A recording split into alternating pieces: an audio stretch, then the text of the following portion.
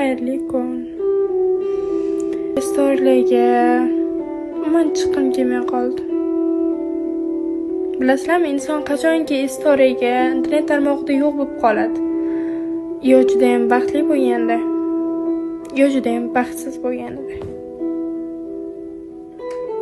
Inson ba'zida juda ham charcharkanda, bitta uyga qamalarkansiz, to'rt devorda ichida o'zingizga o'zingiz juda ko'p savol berasiz. Men qayerda xato qildim? Men qayerda yanglishdim deysiz. Inson ko'chadagi hamma muammolarni hal qilishga kuchi yetar ekan. Lekin u oilaviy muammo bo'lsa, insonni butunlay sindirar ekan. O'zimni juda ham kuchli deb o'ylardim-da. Men juda ham kuchli qizman. Men hech narsaga yengilmayman derdim. To'g'ri? Alloh men so'ragan hamma narsamni beryapti. Xudoga shukr. Lekin ishonasizmi? Men Allohdan boshida so'rayotganda xato qilgan ekanman. Men Allohdan ota-onamni rozi qilay, pul topay, uy quray, mashina olay, ularda hajga boray deganman. Alloh meni shu niyatimga yarashasini beryapti. Lekin men o'zim uchun hech narsa so'ramagan ekanman. Men o'sha narsadan afsus qilaman. Nima uchun o'zim uchun baxt, o'zim uchun quvonch so'ramadim? To'g'ri, ota-onamni rozi qilayman qo'limdan kelgancha. Uyimni ko'taraman. Bitta qiz bolaga juda ham qiyin. Juda qiyin.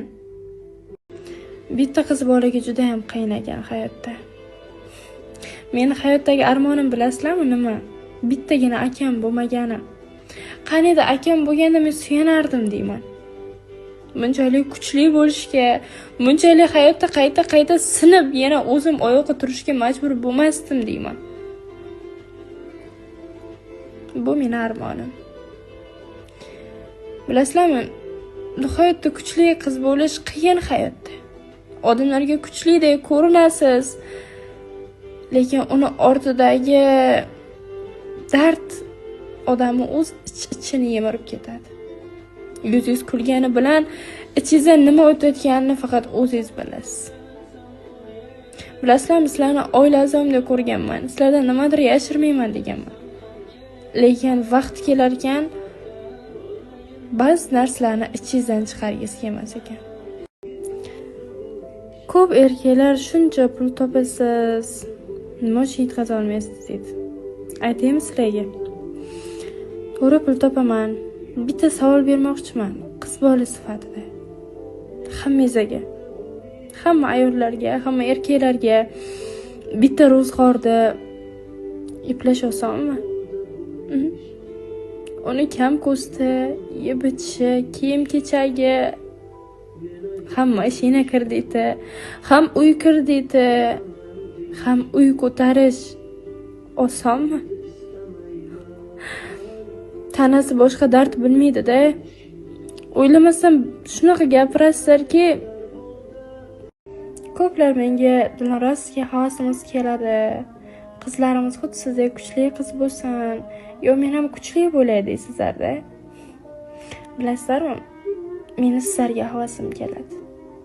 Nima uchun? Uyda kimgadir suyana olyapsizmi? Otangizgami, akangizgami, turmush o'rtog'ingizgami, kimgadir suyana olyapsizmi? Kimdir siz haqingizda qayg'uryaptimi? Kimdir nimadir kiyasanmi, nimadir yeysanmi, nimadir xohlaysanmi deyaptimi? Yo onangiz, yo otangiz, yo turmush o'rtog'ingiz xuddi ana shuni o'zi siz uchun baxt. Tushunyapsizmi? Farzandlikni his qilish, ojizlikni his qilish, u baxt. Meni kuchli bo'lish kerak emas. Men sizlarga havasim keladi. 19 yoshda otasini, oilasini bag'rida yurgan qizlarga havasim keladi. Ertalab uyg'onganida pul topishim kerak degan narsa bilan emas. Ya'ni oila tashvishi bilan emas, aynan boshqa narsalar bilan uyg'onayotgan qizlarga, bolalarga havasim keladi.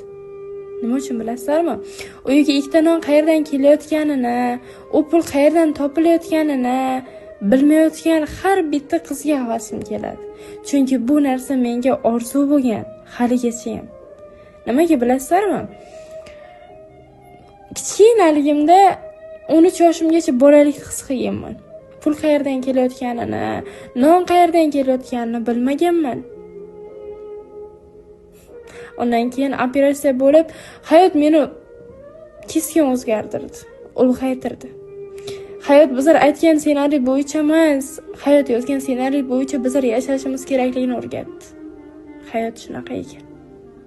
Chidaganga chiqargan. Ichimda bitta qizcha nima deyapti aytaymi?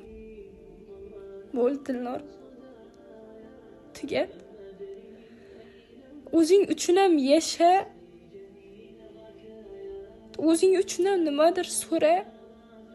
Qara. Rangingga qara. Kundan kunga cho'kayapsan. O'zing uchun ham nimadir qil. Bo'ldi, kuchli emas, ojiza bo'l. Bo'ldi, kimgadir suyan. Yetadi. Sen kuchli bo'lishga majbur emassan, deyapti. Lekin meni sinishga, hayotni to'xtatishga haqqim yo'q. Menga ishongan ikkita singlim bor. Ota-onam bor. Ukam bor. Men ular uchun ham harakat qilishim kerak. Ular yaxshi xonadonga, yaxshi uydan chiqish uchun men shu uyda yopishim kerak. Ular to'yini qilish kerak. O'zimda armon bo'lib qolgan narsalarni singillarimda armon bo'lishini xohlamayman. Men ular uchun harakat qilaman. Bir kun men ham baxtli bo'larman. Yo hozir kunimga noshukrlik qilmayman. Juda ham baxtliman. Hamma narsam bor. Bolaligimda gulni bittalab yuylardim. Sevadi, sevmaydi deb. Hozir hayot meni yulyapti. Chidaydi, chidamaydi deb. Seni osmona